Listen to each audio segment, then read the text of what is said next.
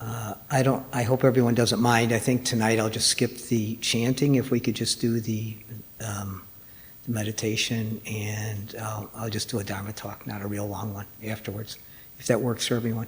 All right? Okay, thanks. Yeah, okay. Okay. Take a comfortable position. And slowly close your eyes.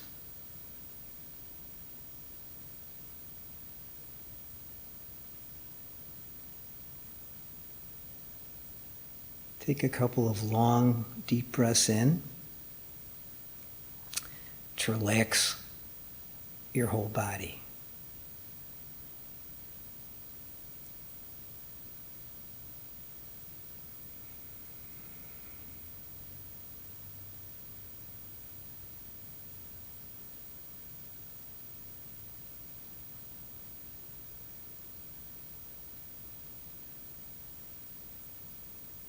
Now scan through your body from the top of your head down to the bottom of your toes.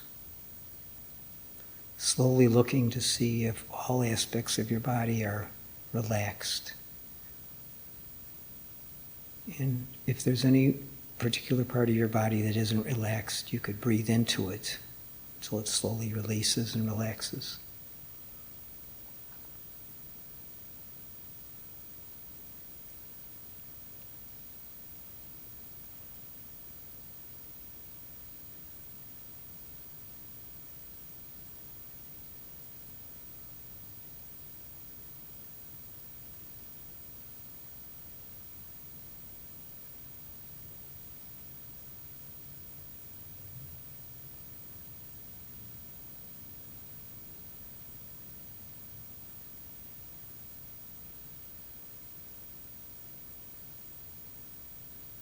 Okay, we're going to start the meditation with loving kindness. And we'll say to ourselves, may I be well, may I be happy, may I be peaceful.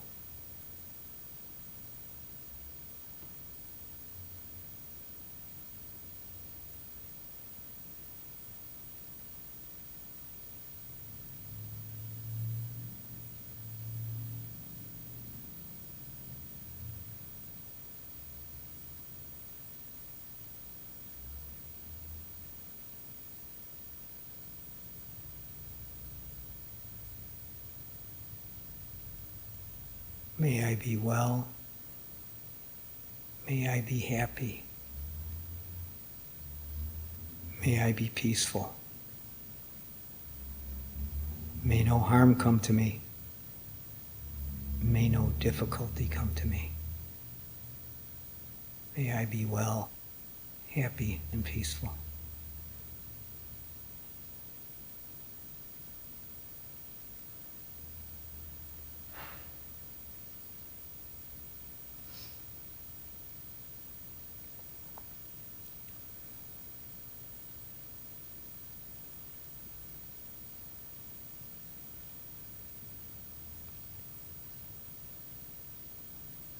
Now think of the people that are closest to you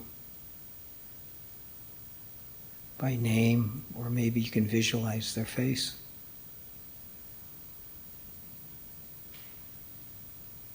And repeat to yourself, may they be well, may they be happy, may they be peaceful.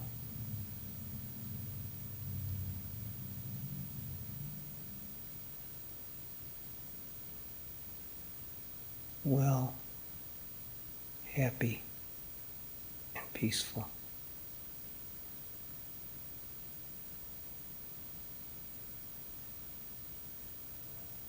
May no harm come to them. May no difficulty come to them. May they be well, happy, peaceful.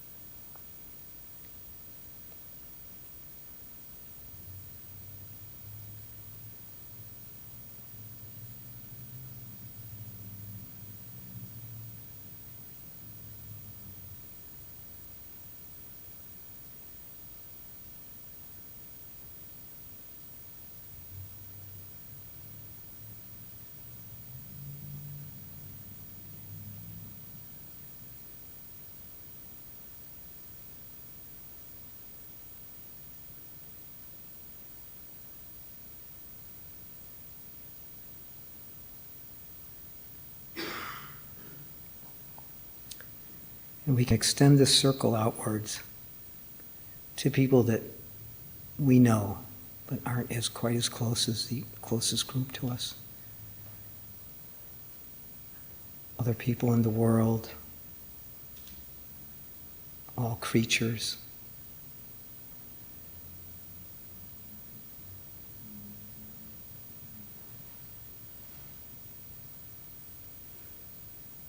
May they all be well, happy, and peaceful. May no harm come to them. May no difficulty come to them. May they be well, happy, and peaceful.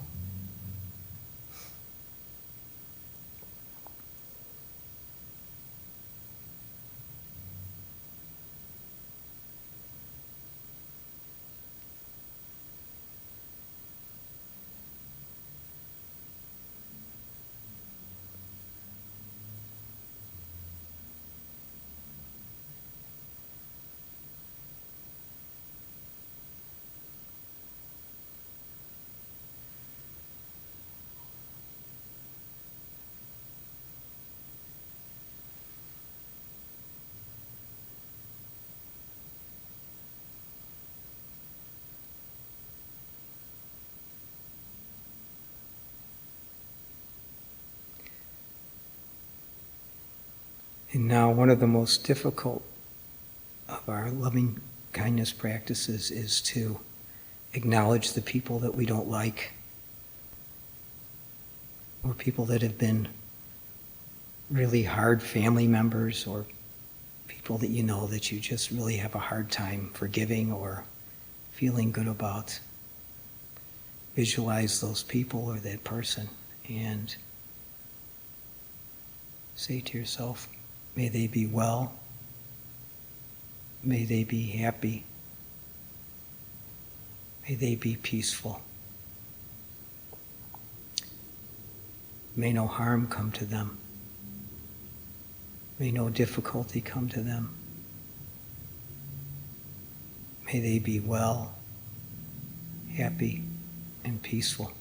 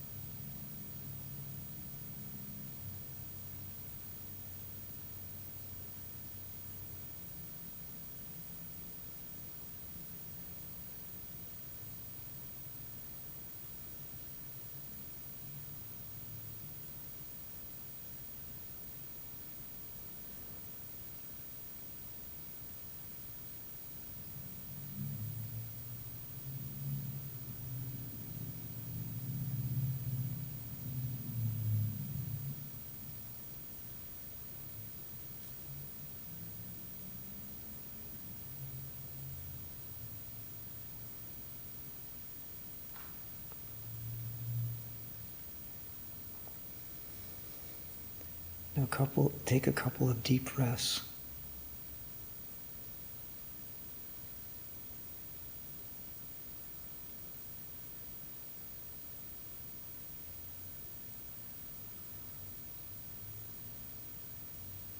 And we're going to focus our shift now to our breath.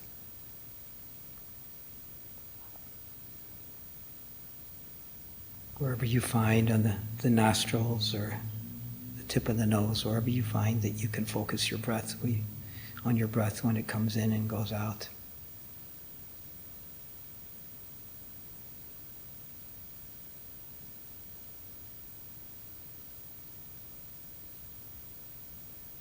Just a natural breath. Just slowly in and out, and just be just very aware of your breath as it comes in and goes out.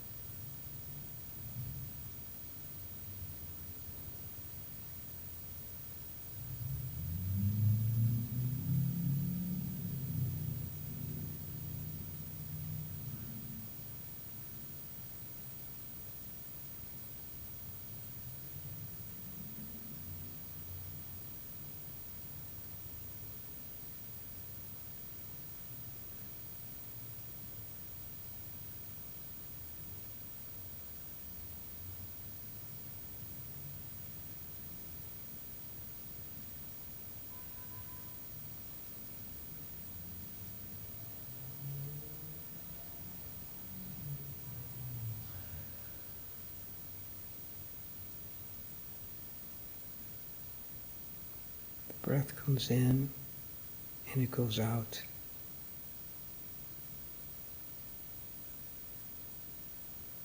It's the natural breath.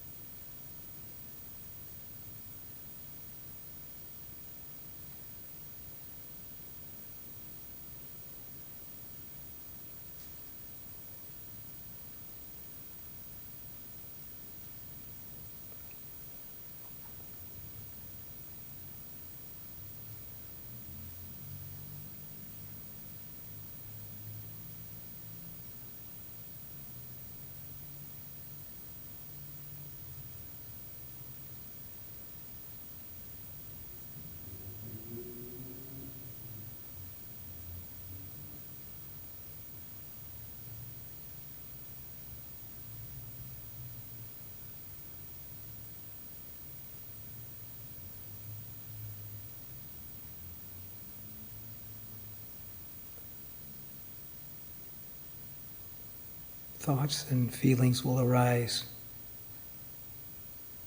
And if we don't grasp onto them, they'll pass away. Just watch them, observe them, and let them go. And return to your breath.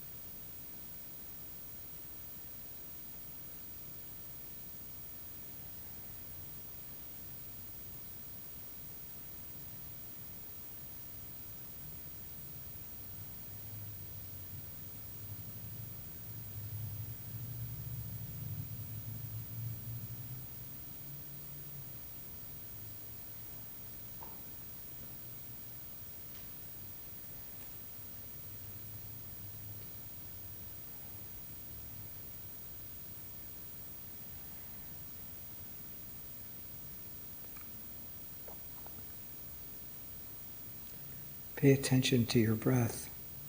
You can have a long breath and then a short one, or another long one. At each breath, notice the difference between the last breath and this one.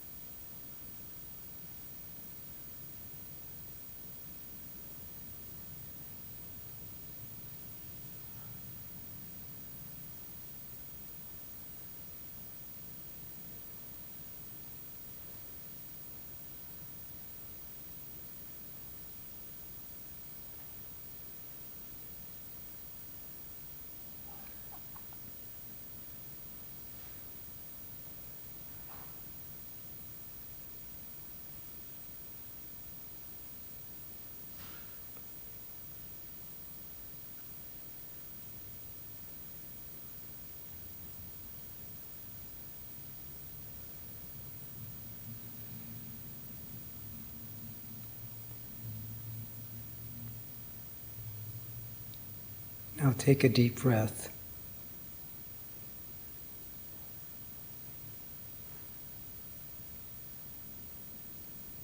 Observe your mind.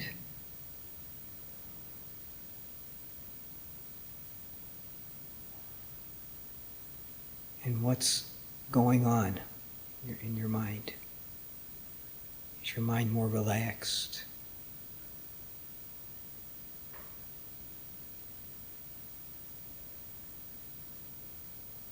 Is it calmer?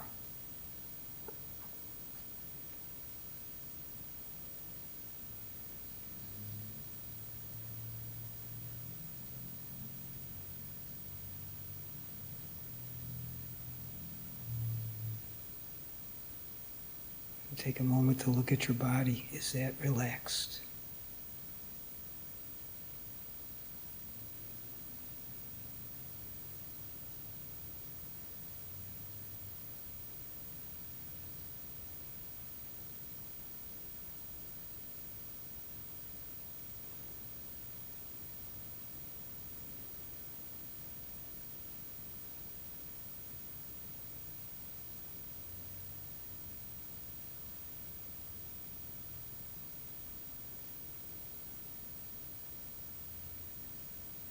After observing your mind and your body,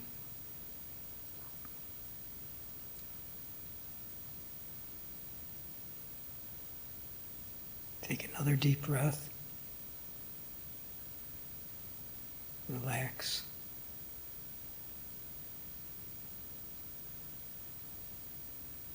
Bring your hands up to your heart. May peace be with you. May we all be well, happy, and peaceful. Thank you.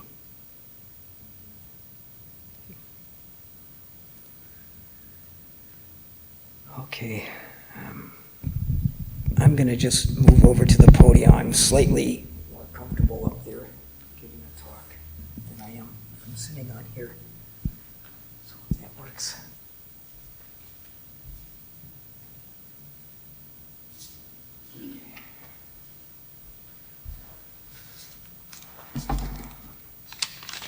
Okay, I hope everyone's meditation was good. Mine was pretty good. But I was asked last Thursday, Rebecca, if I could just fill in for Bhante because, Bhante Rahula's been free and Bhante Sujata's here, and it's pretty hard for him to be everywhere. And him, he's all over the country and over the world, really. So, I'm always happy to help out. And actually it gave me an excuse to come on a Monday night again, which I don't come that often. I'm usually on days. Saturdays and Tuesdays, I think I'm usually more comfortable coming during the days, but I've always liked Mondays too. So anyways, I thought of when the monks sometimes will throw questions back at us, and they'll ask us a few things. So instead of us asking them questions, they'll kind of throw things back at us. And I thought of 3 different questions here that I had heard in the last few months, and I thought I would just make a Dharma talk out of them. So the first question I heard, and this was just fairly recently, was ask yourself, are you on the right path? And the second question was, and this one I remember hearing this one a lot, over the years, and it would be Bhante saying, so why did you come here tonight? I mean, what motivated you to come here, and why do you come to your meditation practice at all? And the third question was, ask yourself, who am I? And all of those together, honestly, those are you could talk a lot about any of those, but I think in one respect, I think all of them pretty much go together. In one respect, and that is for our practice. I mean, any of these questions really talk about our practice and where we are in our practice, what we expect to get out of our practice, how we're doing. And so for the first one, when I had never quite heard this one that way with before, and I was talking to Bhante Rahula, and he had asked this a couple of times, and am I on the right path? And I don't think I ever really asked myself that question, but I've used that in the past. And because sometimes when I think, I don't know how it is for all of you, but when things are really hard and really difficult and maybe your life is really painful, it's hard sometimes even with this practice to feel like it's really doing anything for you. And at times you can really hit ruts in here, and I know I've been here since, for like 22 years, and I'm telling you, I've had some times where I've really questioned the practice. And so for that, a lot of times what I had to do is I actually had to kind of look back at myself, like, well, think back, where was I at like 10 years ago, or 2 years ago, or even like, say, 6 months ago. And, it's funny because this practice seems to change things all the time. There constantly seems to be a changing. So I think sometimes it's really good, and I know we're supposed to be focusing on the present moment, but sometimes I think we have to look back at the past to really see and to affirm to ourselves that this is what we're doing is really the right thing, and not just what someone tells us is the right thing or someone says this is what we should be doing. So when I go to the second question, why do you come here? And I think over the years that I've been here, I think I had so many different answers to that, and some of them were, well, it's a nice social. I make nice connections with some of the people that I've known here, and I feel real comfortable, and it turns into one of my routines, like going to the gym, after a while. And honestly, at times I think the reason I came was because I thought there was someone that had the answers that I didn't have either for myself. I thought there was someone who knew more than I did that could give me the answers to help me out. And honestly, a lot of that none of that's really true. And the reason I know that I would say that I come here now, and I think I know that actually I could answer that definitely. That's not just anything, like I'm here because it's a routine. And I think a lot of it is I've come to this, and I don't know if this is true, because sometimes, when you come to some of these realizations in yourself, you're kind of like, well, I don't know. Is that really true? Is that really true that what I see in myself and I really see this and it's really true? Or am I just kind of delusional? So my thought is I know exactly why I come here. And I can usually see when I come the reason I know I come here. And that is because I know that my background and everything, and like everyone else's background, was so strongly conditioned, and we've lived so much through the past. And we continue to do that. And I think it's such a hard thing to try to break that patterns that we've had, that we've lived our whole life with, and that we've functioned so well with. So, and I would say, yeah, I know exactly why I'm here. Because I know this is really hard, and I know that sometimes I have to look back and I have to see that I've made progress and I've seen things a lot more clearly.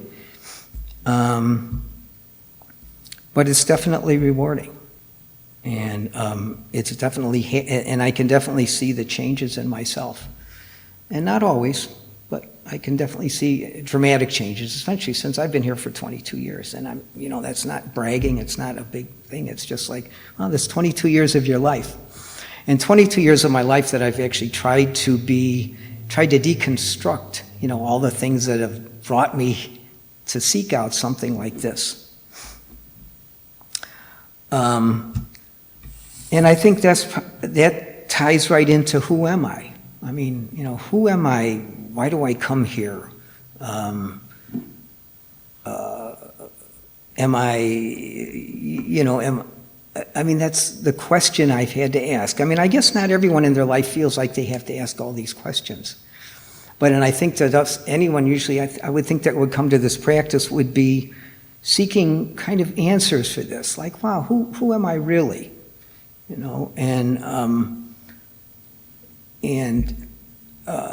That's really a hard question to ask. I mean, am I,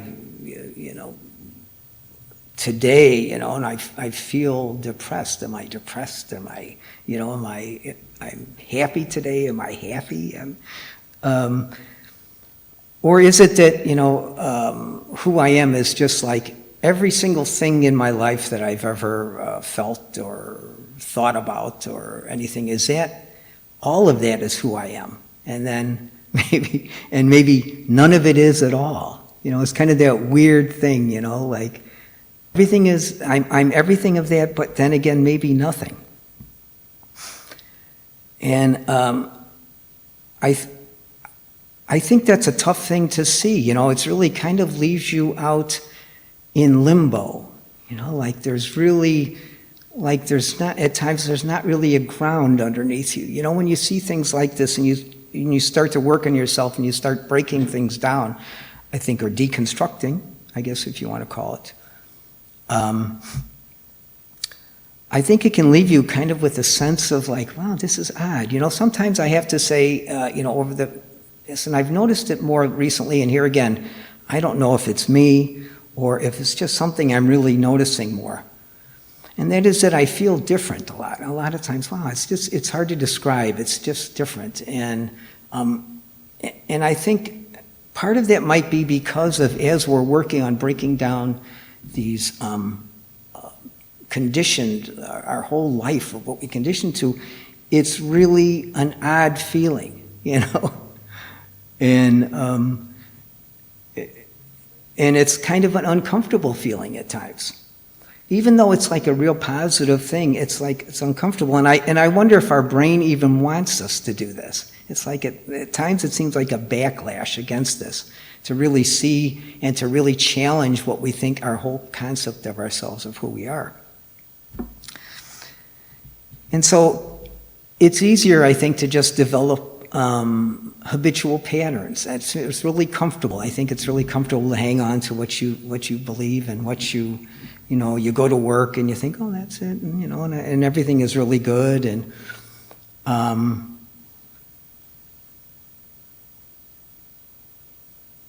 And I think there's a lot of control involved in there too.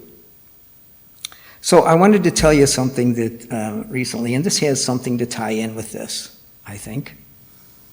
So my girlfriend Marilyn, who comes here too, she has a horse, and she has a rescue horse, and she's had him for a while.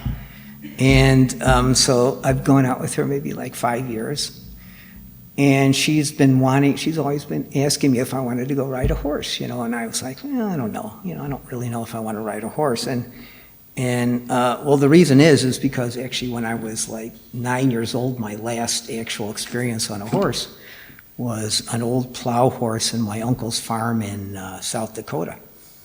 And I was up, they put me up on the horse, and it was a big wide-bodied plow horse, no saddle, and just holding onto the mane. So what happened is I fell off, and I bounced my head off the ground a few times, and basically that was the last time I was ever on a horse.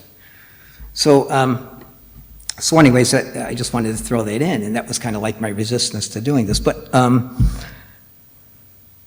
so I decided I would do it. And I took it on, and so I started out real slow, and I wasn't really comfortable doing it or anything, and I still had a little bit of a fear level, and I could still feel that at times, these twinges of fear, especially when the horse started moving a little faster and stuff. But what I really noticed about it was when I was taking lessons, and this woman was having me ride, and she would be shouting out instructions about my feet, where to put my feet, up straight, don't lean, left, put your heel down, your toe up, and so she's shouting all these directions out, and I realized my whole body, it seems, screwed up for riding a horse. My left leg doesn't even has no comprehension of what it's doing, And so I'm doing all this, and I realized, but the hardest part of all that, even though that my body was like so habitual, and I had such a hard time getting there, even though I'm a little more comfortable now. And the fact is a lot of times is I was trying to control the horse too, and I think that's a little bit from fear, and that's just the way, you deal with your life sometimes. And the only way I really learned how to learn how to ride this horse was I had to be so aware of everything I was doing, how I held my body, where I put my feet. The horse would think I would be saying walk, and my feet would be telling the horse to canter, so. But the thing about that story is it made me think at the time, like, how similar that is to my meditation practice. To do this practice, I guess, if you want to say well, you have to be aware all the time of, like, what you're thinking, how you're feeling, how you're talking, how your actions are. And I don't think that's necessarily a good thing, but it's definitely doesn't make things easier, because I think it definitely is a hard thing to do. And so,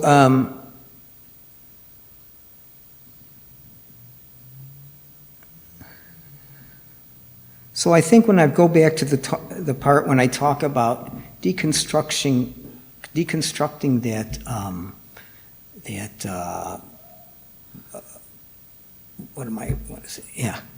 conditioning, all my conditioning in my life, that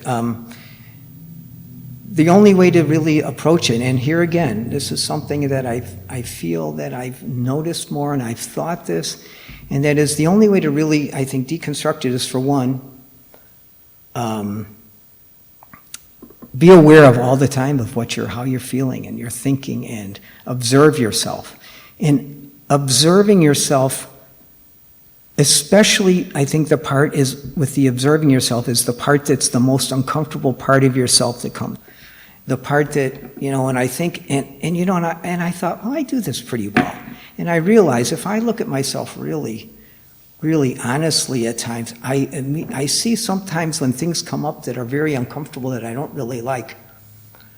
They're so easy to just kind of shift it, and just so I don't really have to think about it. And so I'm actually doing exactly probably the wrong thing of how to approach really dealing with negative things. And I had just read something recently from one of the Tibetan monks, and he was talking about like how you deal with that. And that is to kind of put like this sharp spotlight on something in yourself that really is super uncomfortable, that you don't even want to look at. And that seems to me to be really the only way to, and I think the strongest way is, instead of like reacting, and instead of trying to take control and to manipulate your feelings and your thoughts and everything as they come up, is to be able to have such a strong observance of just everything that comes up and how you are all the time. And that seems to be a way to help break down all the things that you've built up in yourself and in your life. So I think that to me is obviously the most, that's what I think that I've learned about myself in the last, I don't know, and especially I noticed that, I'd say, in the last couple of years, that seems so much more of like, wow, here I was kind of fooling myself. I really thought I was being really, really honest with myself, and I really wasn't looking at myself that well at all. And, a lot of times if you're feeling good, maybe you don't feel like you really have to do any of this. You don't really have to go through all of this and look at yourself really strongly. So, anyways, I think that's about what I wanted to cover tonight, and, I hope that was decent for you, and, I appreciate you listening to me. So, thank you very much.